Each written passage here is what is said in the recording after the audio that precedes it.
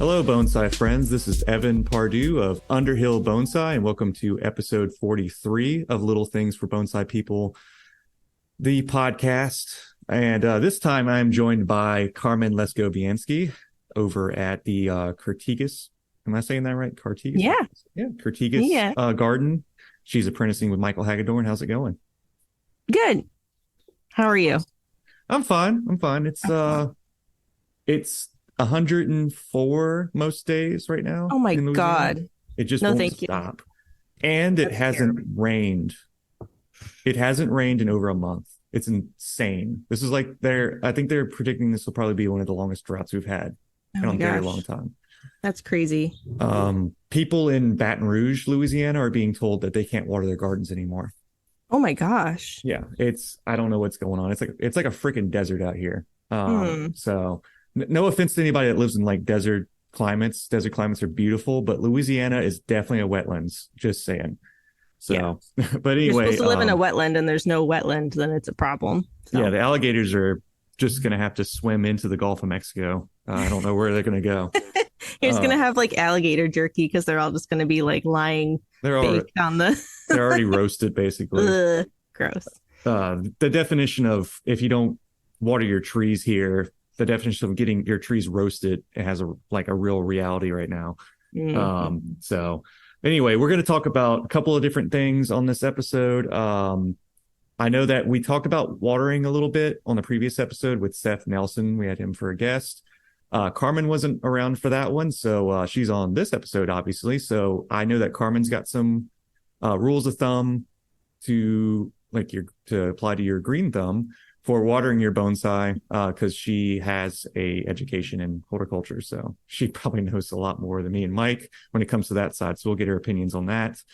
And then we had another listener question pertaining to running a bonsai nursery, the ins and outs of it.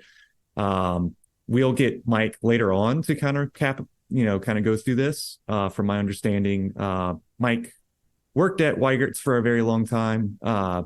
I manage the nursery that I work for, so it's a little bit different. I'm not saying it's any better. It's actually worse. It's worse of an experience, but it's still bonsai, so it still matters. So, but yeah, before we get to those topics today, I want to mention that our podcast is sponsored by our amazing patrons, which our questions came from today over on patreon.com/little things for bonsai people. We always like to shout out our patrons at the beginning of our episodes because they're the people who make this show happen. Thank you guys so much for supporting the show. Starting our list off with Tori Solis, Vicky Auth, Warehouse Rat, Boyd Snellgrove, Ricky Ruins, Joshua Bentley, Snappy Chappers, Ryan Giordano, Joel Jenkins, Joel Knight, Justin Knight, Backyard Bonsai Australia, Greenwich Gardens, which congratulations on that Best in Show win. Yeah, seriously. That was awesome. Taylor Peacock, Chase Pertwee, Austin Atkins, Karen Codswell, You're in Bonsai Nursery, Luis Torres, AC Castle, and Bonsai Marine. Let me double check, make sure we don't have any other new patrons waiting really quick. We for a moment there we were getting a couple of patrons. I felt like every week. It was very awesome to see that. So thank you guys so much for the support. But yeah, and then before I go any further, I always have to mention Matt. I know sometimes I mention him in the beginning, sometimes I mention in the end, and then, we need to get Matt back on for an episode just to hang out. But Matt's our editor. His name's Matt O'Donnell. He lives in Nashville, Tennessee. He edits all of our episodes, makes us sound smart, cleans up every episode, makes it digestible and listenable for our listeners. And yeah, he's just an all-around awesome guy. If you want to go over to mattodonnell.com, that's ODONNELL for his last name.com. You can go to his contact form and you can start your own podcast show with him or get some music engineer work with him because he also is a set bassist. He's on his time that he has the jobs, he travels and plays music. It's pretty awesome. I wish I could travel and travels like. I was going to say, hold on, wait a second. You travel. I mean, yeah, like travel, but for bonsai, but it's, I don't know. I know it's different going around playing music. Yeah, I say that like I know. I don't know. I don't play music. Yeah, we were just talking about a second ago how how we were talking about karaoke, and Carmen's like, I can't do karaoke. You can talk about playing I don't music in like to front of sing in people. front of people. Singing in front of people, I found recently, is something that it's enlightening to me now. I used like 10 years ago, like, yeah, you would never caught me like on the stage of a karaoke bar, like singing, but I mean, I uh, guess if you're at a karaoke bar to sing karaoke, like everybody's there and everybody's going to sing and everybody's going to be like probably not great. So that's different. I guess that's everybody knows what's going to happen. yeah. and then, and then you have I guess in people, that situation, I could probably do it. yeah, I mean, and it takes a few drinks or Yeah, I was whatever gonna it say, takes give to me a get you couple there. gin and tonics, and I'll be able to handle that. I'll do whatever. um, yeah, as far as singing goes, like um, I remember this happened like a year ago because I got married a year ago. Me and Caitlin had for our rehearsal dinner, we did a karaoke bar right after. Oh gosh. And I was like, I guess I'm gonna do this. And ever since then, I've just been like a fan of it. Me and some of my friends actually seeked out a place, traditional Japanese cuisine and sushi restaurant that has like the private rooms in the back for karaoke. Hmm. That's like a thing. It's I know in Japan, karaoke. That's where karaoke originated from. Remember, there was this really sweet sentiment about karaoke. The person who created karaoke, hold on, Daisuke Inui. I think that's how you say it. I butchered his name, but it's a Japanese name nonetheless. But he created the karaoke machine back in 1971. And I remember hearing a quote. Somebody said that he did it purely from the fact that he just wanted people to be able to sing because he feels like it's one of the more important things you can do. So that was just really cool. But yeah, this is now a podcast about karaoke. So we'll tell you guys about the best places to go sing and different. Now, I'm not even that What's your great at. favorite karaoke song? Oh man, I had a lot of fun singing Stone Sour's Behind Glass because Mm-hmm. it's kind of like I know it's just a really tacky song. Um, and it's a super unrelatable song for me because I've never been incarcerated like that before. So, but the tone of I can't remember his last name. Corey's from Slipknot. This is other music he's been in. Mm. The tone of his voice, it's very for me to like get a handle on that, so I'm not like Hmm. straining myself. Yeah. I would love to sing like The Kill by 30 Seconds to Mars, but I just Hmm. absolutely just brutalize the song with my super medium tone. I can't get Jared Leto highs out of that. So we'll just let him Mm-hmm. sing that. Um, Yeah. but if you were to do karaoke, Carmen, what do you feel like would be the song that would help you get into it? Because I know you said like you're really, really anxious about it. Well, and that's funny because when I was a kid, a couple of my cousins had karaoke machines, and we like um, sang a lot, and our poor families had to deal with it. So, It was more like screaming, right? maybe. I don't know. Give you a moment to So, think about it. I'm sure you yeah, can come back around to it. yeah, Don't. yeah. I mean, when I was young, I used to sing a lot of Evanescence, So Oh, that's classic. we'll go classic, like Yeah, the Bring Me to Life one. yeah, that's what I Or figured. I don't know, maybe I could get into some Disney songs like Let It Go. I could do that. Yeah. I could be Elsa for a second. There's no way I could do that. Like, are you a Disney adult? No, Um, oh God, no, no, no, no offense to anybody who might be. I yeah, mean, yeah. I was joking with oh God, no. my group of friends that we normally play Magic together, and Disney Lorcana just came out, which is a card game that is Oh like boy. a imitator of other popular card games, and it's crazy to me that this didn't happen sooner, but I feel like they were setting it up.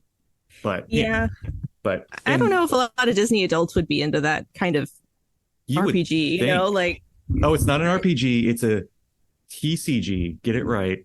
oh God, okay. I'm Sorry, a sorry. That TCG like that. No, that no, no, no. It's fine. that's the It's tabletop fine. nerd coming out in me. But I'm no, glad to know. I'm glad to know the correct terminology. yeah. We're here to learn. TCG is a card game you can trade with your friends. It's not Oh, a okay. pre-constructed board Okay. game. Okay. Okay. It's Okay. not a Okay. phase. Okay. God. Yeah. No, Lorcana, the cards That'd be cool. sold out immediately. Like they couldn't even fill orders for the card game. I thought that was Wow. kind of funny.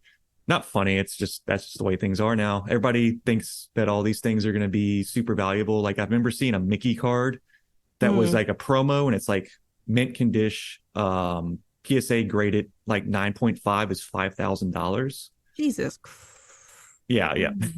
And it's just like, oh, yeah, that's gonna stay around that price for sure. Post Malone just bought the One Ring from the Magic the Gathering set for $2 million.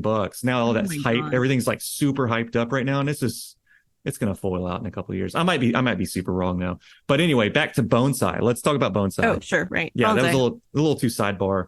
Um, but yeah, so watering.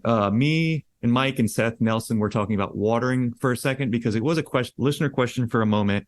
Hmm. And I remember you saying something about whenever you water, it replaces certain molecules Oh, in the yeah. soil. Yeah. We were talking a little bit about watering during it was really really hot last week. It hit 105 here in Portland, which was the first time that's happened this summer. Usually we have a few days or a week or two of really really hot weather in the summertime, and a lot of times during that period the trees will shut down. So the first day they're like, oh my god, I'm so thirsty, and so you water a lot.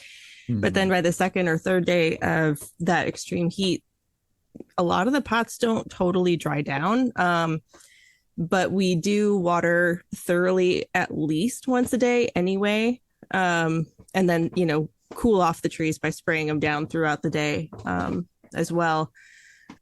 But we were talking about the reason we water thoroughly during that period is to force a gas exchange. So when you're watering, you're not just applying water to the roots for the plant to absorb, but as the water flows through the soil there, the gravity pulls it out and replaces all of that airspace um, Hmm. that the water has filled with oxygen, with whatever, with air. So that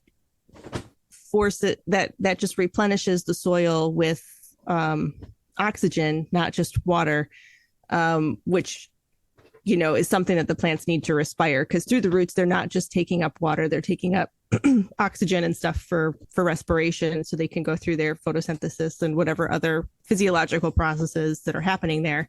Also, especially during that heat, the water in the pots gets hot because the pots themselves get hot because the trees are sitting out in 105-degree weather. So Hmm. it just allows for some cooling of the roots too, just to keep the whole tree a little bit cooler. Yeah, I think watering is one of the most interesting things about bonsai as far Mm-hmm. as one of the things that people get into doing this and they just really don't consider like what it's going to take. Mm-hmm. It really is one of the unfortunate things that beginners, like true beginners that get into it. I've had a lot of people come into the nursery and ask me, what's the general care of this plant? And I say, you have to water this plant. And that just seems so obvious to me and you Mm-hmm. now, having done this for as long as we have. And when I tell people, I'm like, oh yeah, you got to water it, and they're like, oh, okay, like once a week. Mm-hmm. And I can't tell you how many times I've heard that. Or I have somebody come in and their tree is struggling, and Yeah. I'll say, how often do you water this? Where do you keep it at? What are you fertilizing it? Are Mm-hmm. usually the basic questions I start with, and they're always like, Right. wait, I have to water this every day, and I'm like, yes, Mm-hmm. and it's just that's part of it. I mean, a lot of people who have house plants, need to be in a different category. Mm-hmm. Containerized growing is just an umbrella for all this stuff. And usually, houseplants, when you buy them, it's recommended that you put them in a very organic soil mix that stays Mm-hmm. wetter for much longer.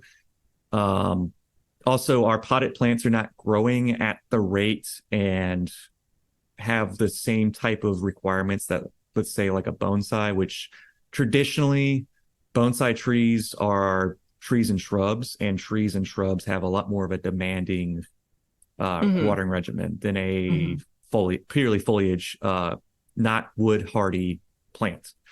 Right. Um, so I mean, and that I don't know a terrible amount about just like let's say like most common, just like when you think about the most common house plant of all time, what do you think? Hmm.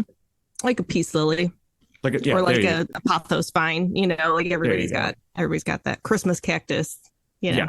Awesome. Yeah, good examples because all those are Mhm. different species and they all have different requirements. They can all stand a full wilt. You can put them in your sink and water them and they will come back. And I know that from experience because if you're a house plant and you're living in my house, you have to be able to do that or you don't get to live here. Yeah. So You kind of just wait until it's your turn. You're I'm like you give busy, a so you can signal. wait. You're second all, rate citizen here. all the bonsai are getting taken care of. If you give me the sign, you give me your telltale sign that you're Mhm. on the Remind me you exist and I will water you. but yeah, houseplants unfortunately get lumped in with bonsai and vice versa for bonsai. And Hmm. so when you're saying the thing about watering and replacing oxygen, I think that's a really good thing Hmm. to think about because a lot of the stuff that people get into bonsai with, it just takes it and puts bonsai into a different perspective, a different thought, and Hmm. just way that you conceptualize this plant. It's no longer just a plant. It's Right. it's everything that pertains uh, to the maintenance and the caring for this tree, which that means that the the soil, the roots, the leaves, the new extensions of buds, all those things you have to account for all those things. You have to think about all those things because when you water, I think about when I water about what you said, the cooling, like Hmm. whenever it's 100 degrees outside, if I know it's 100 and my trees may be saturated still, I will still go water them because not because they're thirsty, because a lot of them are Hmm. just they're dormant because it's too hot. They're Yeah. not actually They're just growing. sitting there. Yeah. And I've seen root damage from boiled roots. Hmm. And in turn, you can see it right away because then your tree will take its weakest branch on that sector of the root system and start dropping its leaves. Hmm. So those are usually telltale signs, or something me and you were talking about earlier in the week was over fertilization on Hmm. certain species during certain times of the year will also reflect Yeah. weak leaves on sections of trees. Hmm. So as far as fertilizing trees right now, I get that question a lot. Yeah. What's your approach on fertilizing trees in the summertime? Summer's a good time to fertilize in general. After the leaves have hardened off and, you're not going to risk the fertilizer creating, those big long internodes or whatever. And fertilizing this time of year allows for the plant to replenish what it used in the spring.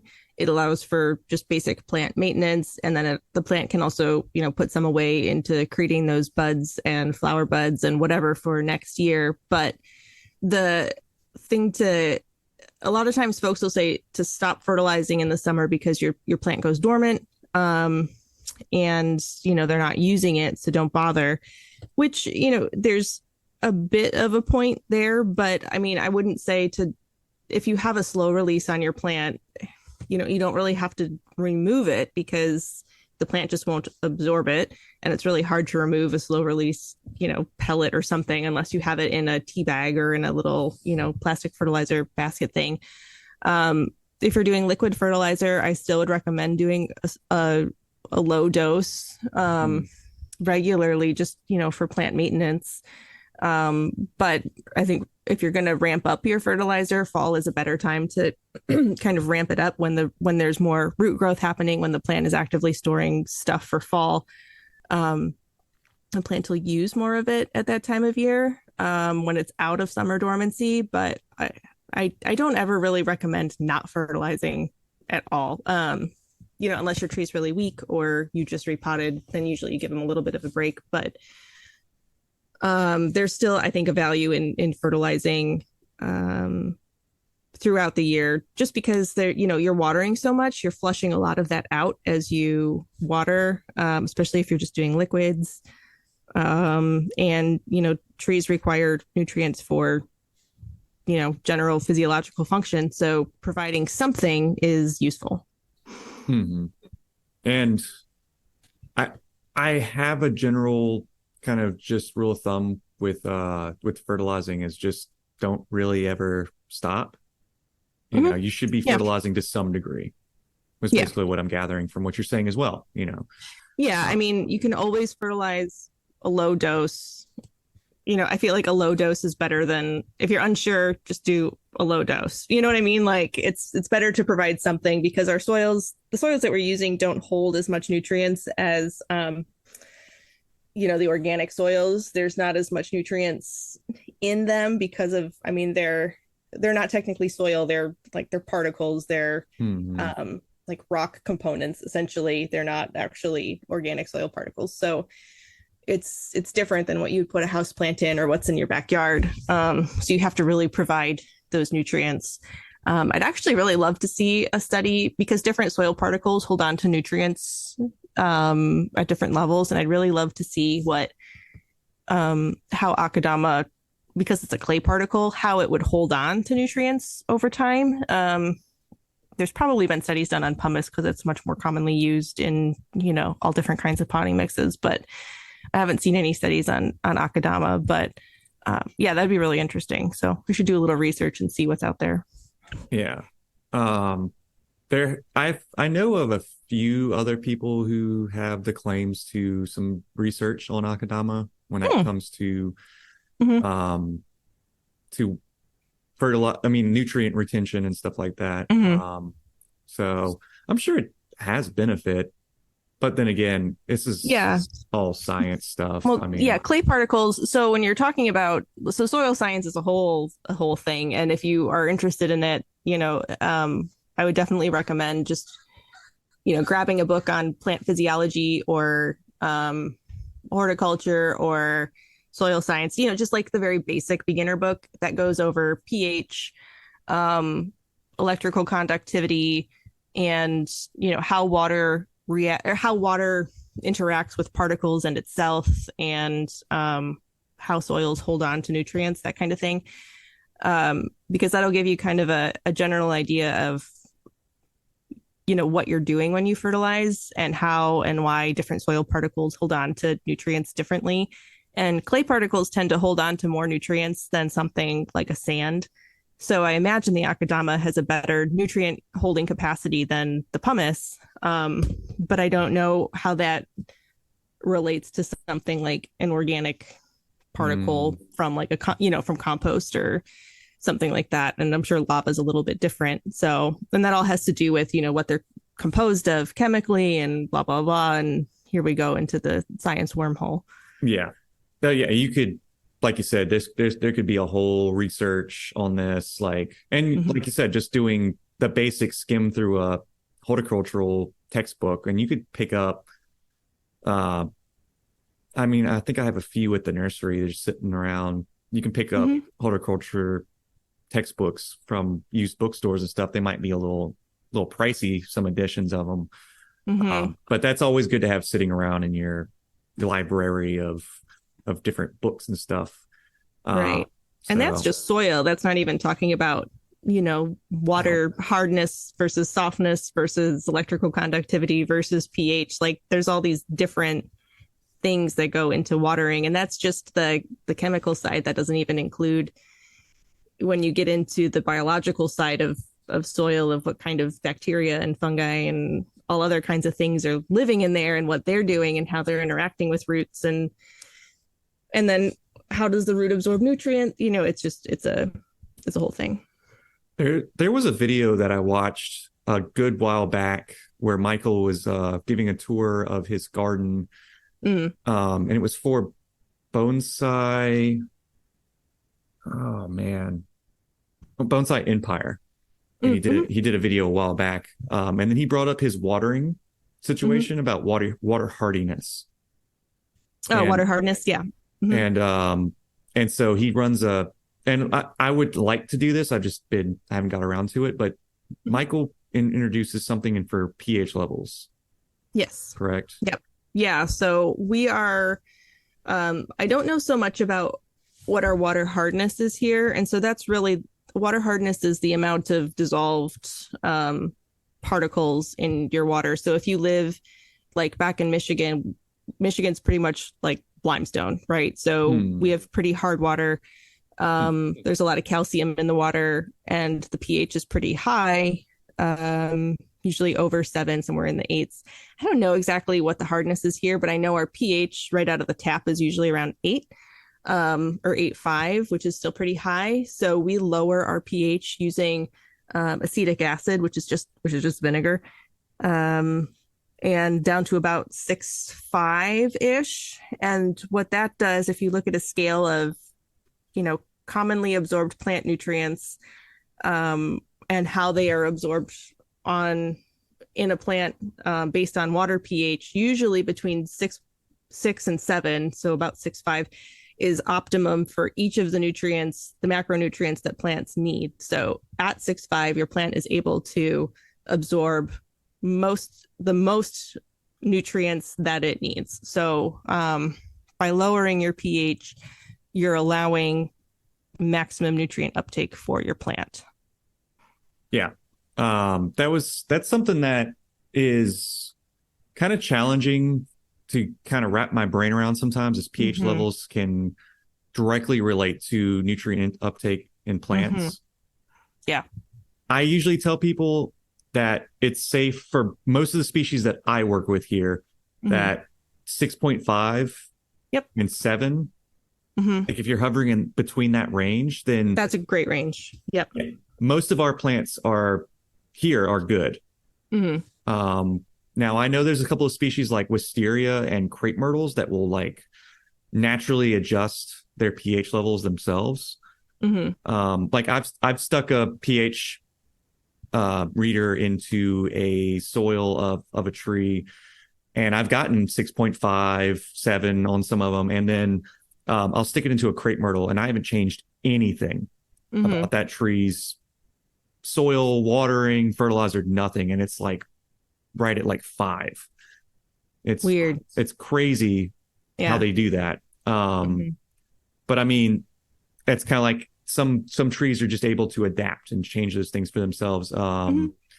Like Yopon hollies kind of have this thing where they prefer a lower pH because they usually hang out in areas where they're amongst pine trees with lots of pine needle Mm-hmm. litter.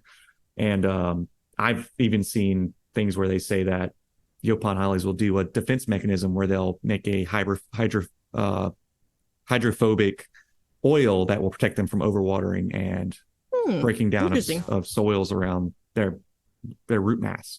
So I mean, plants are capable of making adjustments and doing things not necessarily for themselves. We still need to take a big hand and getting them to that point where they can do a sustainable Right. thing in their soil.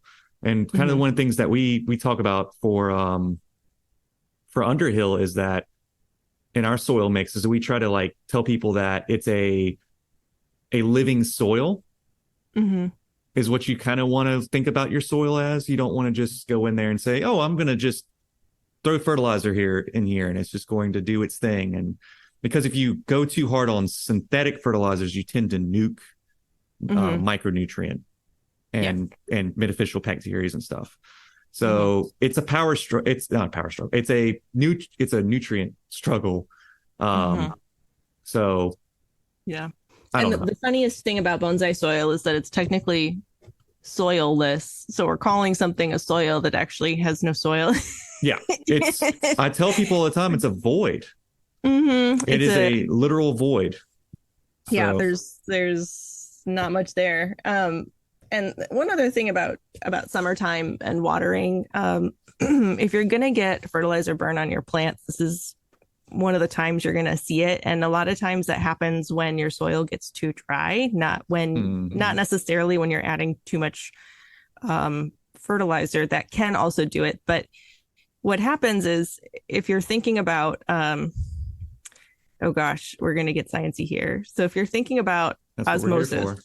for. Okay, we're gonna talk about osmosis, right? So imagine you have a permeable membrane in the middle, right? And you have a root on one side and then your soil mix on the other side.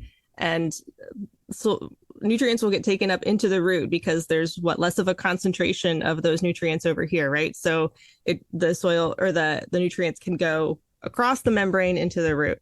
Um, Now, what happens if your soil gets too dry and you have too much fertilizer in the soil is that there's um, there's this imbalance where there's not enough water to how do I explain this?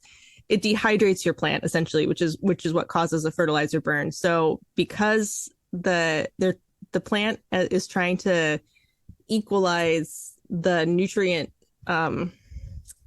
concentration on both sides of the root membrane, so it will actually let go of water to try and dilute the solution on the other side, which dehydrates your plant, causes fertilizer burn. So does that make any sense? Yeah, because I heard it has to do a lot with cation exchange. Right, which is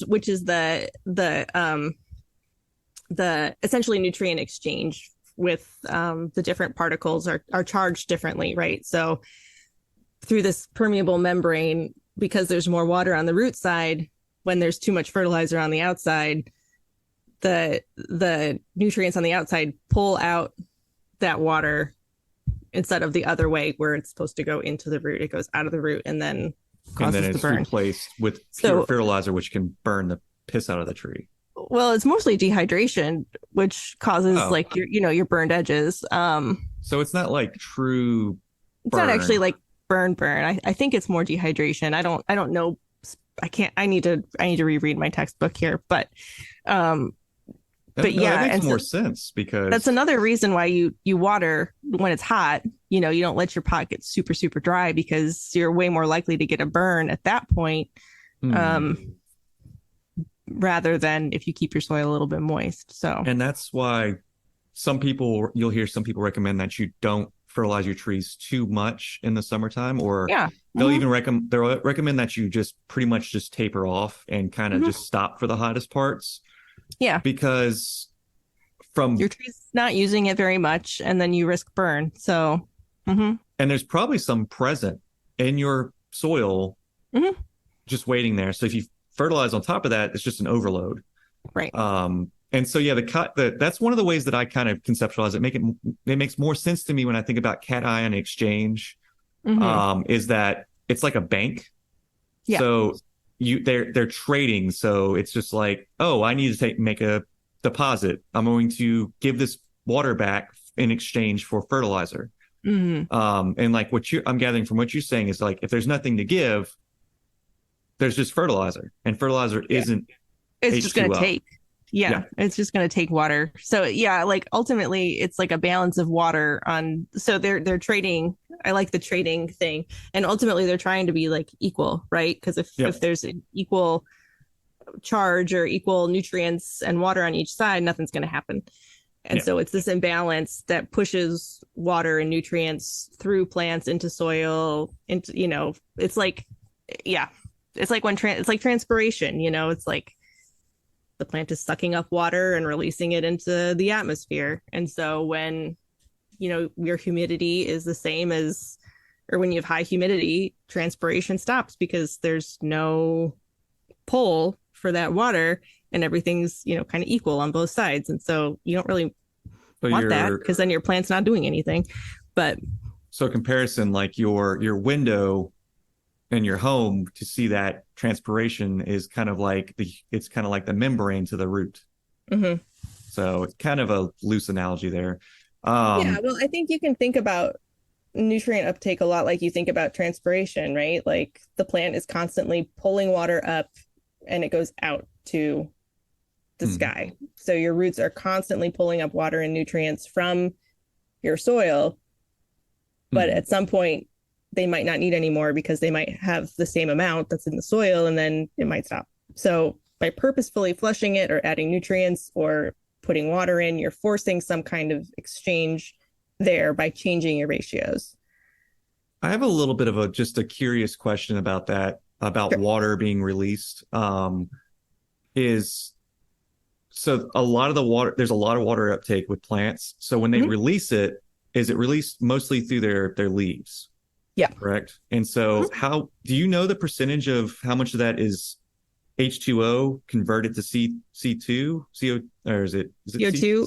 CO2? Yeah. No, so it takes CO2 from, well, I guess it releases some CO2 also. I'd have to look at the photosynthesis formula again to look. Yeah. I don't remember. I was supposed to memorize that in school and I memorized it for the exam and like nobody's ever asked me that in like 10 years. So, Yeah, it's fine. um, no, I don't know the ratio of how much comes out, and I think it differs for each plant as well. There's different ratios of how much oxygen versus whatever else comes out of the leaf. Hmm. um Yeah, yeah. because most people who taken biology in college, and if you remember from high school, will know that CO2 goes into plants in exchange for H2O. Hmm. And that's kind of since we're getting so sciency here, which I know for some of the beginners out there, if this is the first episode you've listened to, I'm sorry. But also at the same time, this is what we're doing here, is just talking about plants. And I mean, these are things that I know for me, for a long time when I first got into bonsai, I didn't want to learn nomenclature on Latin names. I didn't want to learn photosynthesis. I didn't want to learn how fertilizer worked. I was just like, I just want to grow my tree, man. I'm not worried about all this crap. And You then, have to worry about it. and you have to, That's the yeah. whole thing. And you can't be cool forever and be like, I'm not going to school, you Whatever, know? science is cool. Okay, I have the photosynthesis formula. Are you Okay. ready? Yeah, go ahead. Well, hold on. This doesn't, here it is. 6 carbon dioxide plus 12 water plus the sun's energy and chlorophyll yield C6H2O6, there's sugars, plus 6H2O, which is water, and 6 oxygen. So it releases about Hmm. half of the water, it looks like, based off of this formula, which is just the most very basic of the formulas. It looks like it releases about half the water it takes up, and it uses about half of the water for, um, Interesting. yeah. Because that's something that's kind of been bouncing around in my brain. My smooth brain that just knows basic things and not the developing bonsai brain that I have. Just like if you're watering and watering, and I've heard the thing is like it's kind of like with fertilizer. If you're fertilizing, a lot of it flushes through. How much of it Mm-hmm. actually is getting used? How much of the water is getting used? So just kind of gives you a better understanding of how those systems work. Mm-hmm. I know that there are bonsai, well, not bonsai. I mean, there are some bonsai 101 things, but there's like horticulture 101s classes that have just been posted to YouTube and stuff. There's some literature posted online where I think, and there like a website where you can go and just read um, Probably. college So texts. probably the a couple really good resources outside of used textbooks, which can be a little bit dry, Hmm. are extension services. So like Michigan State University, I think Oregon State University, a lot of the other state, and Oh like yeah, Oregon State's awesome. They got a lot of stuff out there. yeah, you can read a lot of stuff on the extensions, and those people actually, you can call them for advice. They will sometimes Hmm. do pest ID for you, and a lot of times they're free. It's also where you can get your pesticide license. And the other thing you can do, if you don't want to do a full on like hort course or whatever, you can take a master gardener program. Yep. And those are usually, it is coursework and you get a big old text, but um, it's kind of your most basic horticulture. So you don't have to, go through all of the intent. You don't need a whole class on physiology. You just have like, your section on physiology and basic plant functions and stuff like that. So that's a really good resource too. Hmm. And then, yeah, I'm sure there's tons of resources online. I've actually been thinking, because I've been talking with some other folks about basic horticulture and bonsai, and how that's one of the biggest things that seems to hold people back, is that they just don't understand basic plant function, but they don't really know where to go or how to learn it. and creating some kind of beginner's course in horticulture, like horticulture for bonsai, and Hmm. I either think that would be a very good idea for our show going forward in the future. If you did mm-hmm, a Hort Hort 101, Hort for Hort bonsai. Hort Bonsai 101 with Carmone. Carmen presenting the Horticulture 101 and me just kind of guessing at the things that you're going to say next because I've had a crash course in it. I've I'll ask unfortunately you the questions, the review questions at the end of each chapter. there will be a test after this episode, There by will the be a way. test. Um, There will be an exam, and you will be graded. yeah. Um, we I mean that wouldn't be a bad idea though. I really think Wouldn't be a that bad idea.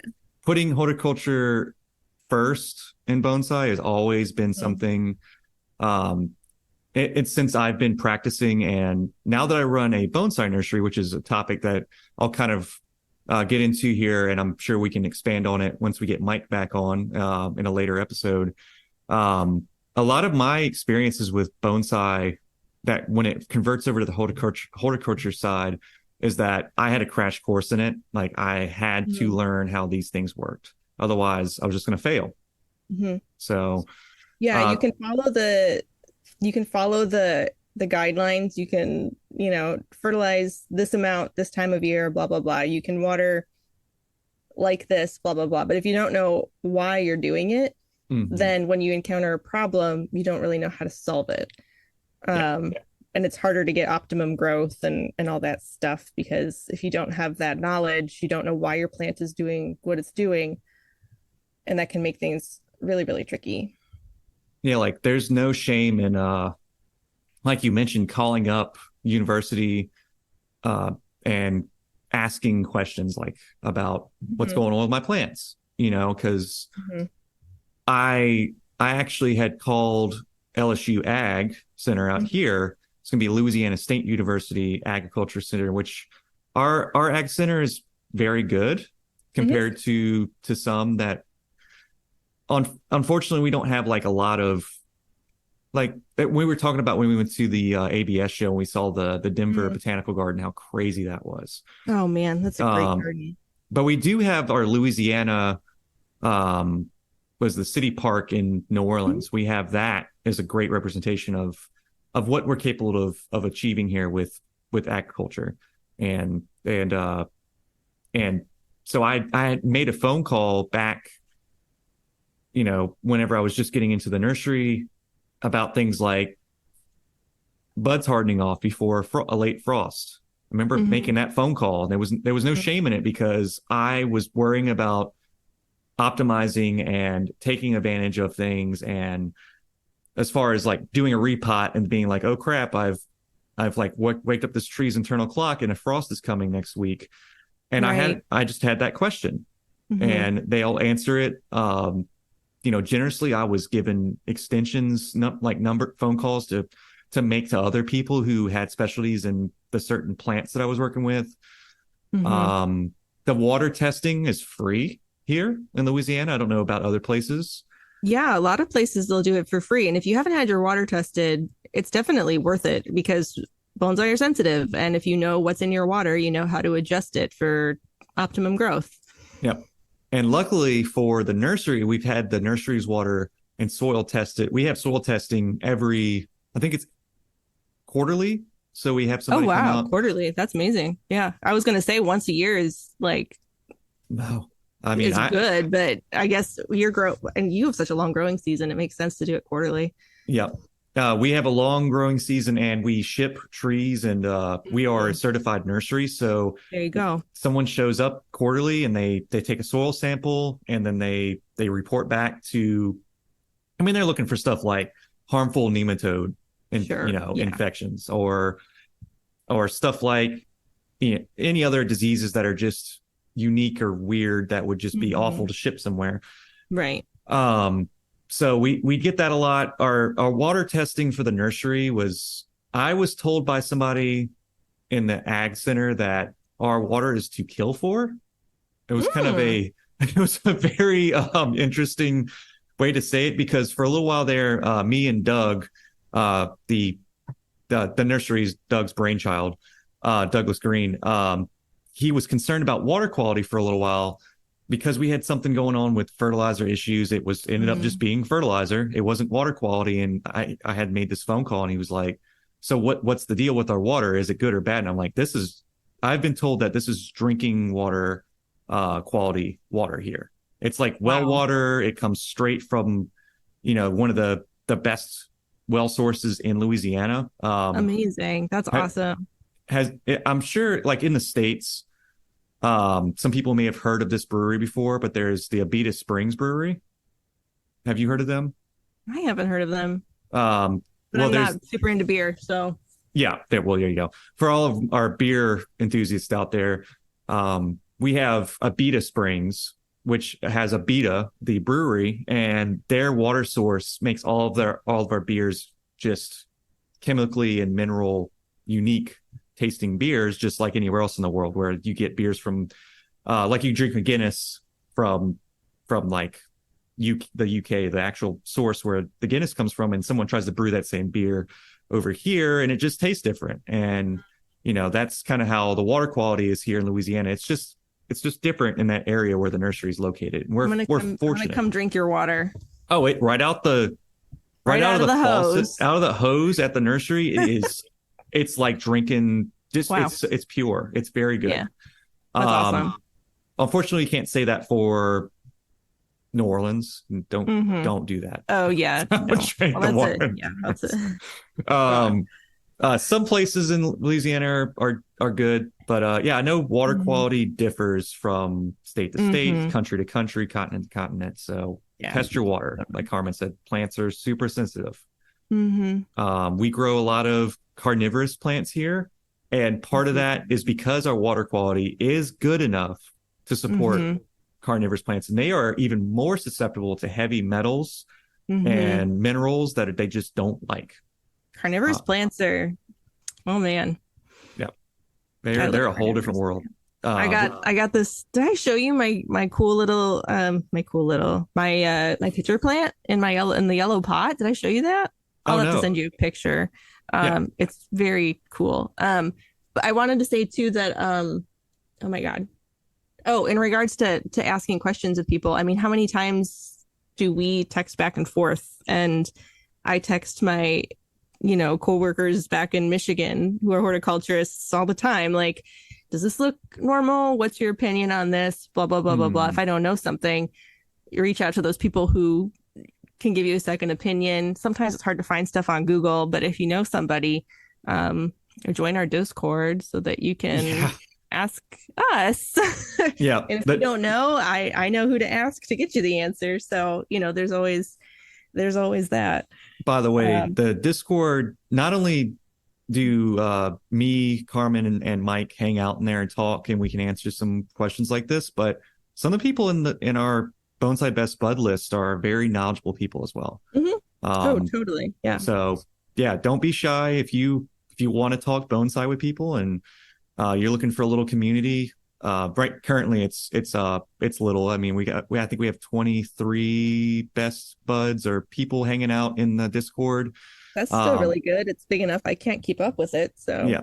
So there's plenty of stuff being thrown around in there. So go become a best bud yeah. and hang out. Yeah, So join us on what is it, Patreon for five patreon.com. bucks to become a bonsai best bud, and we'll send you the Discord link, and you can come chit chat with us. Yep. And Little little plug right there. yeah, Shameless just a plug. little one.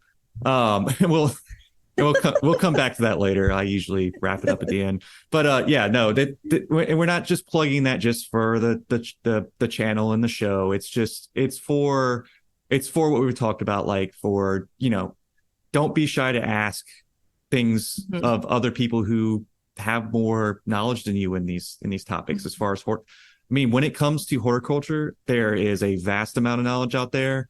And Mhm. I know just enough to keep my trees happy and alive, but there are moments where I have to ask Carmen or other people that I know of in our local community, because that's another Mhm. thing is like keep that in mind. Local community, Yeah. um, ag centers and horticulturists are better than someone that lives on the other side of the planet from you. Yeah.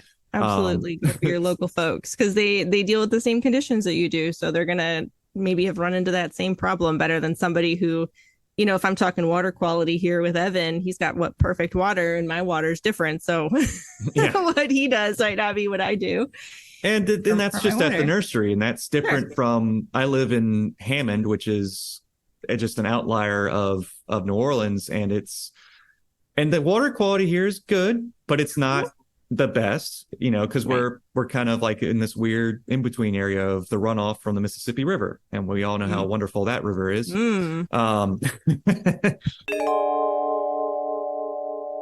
And that will do it for this episode. Join us again next time for the rest of this talk, where Evan and Carmen discuss making a career out of bonsai. Don't forget, for Evan, please visit underhillbonsai.com or underhillbonsai on Instagram. Carmen can be found on Instagram at Becoming Bonsai. You can also look into the Purple Pot Society on Instagram as well. When you're looking for our other homie Mike Lane, head to kitsunebonsai.com or on Instagram at kitsunebonsai by Mike Lane. If you like what you're hearing on Little Things for Bonsai People, please consider contributing on our Patreon page at patreon.com/Little Things for Bonsai People. That's about it. Take care, and we will be back soon.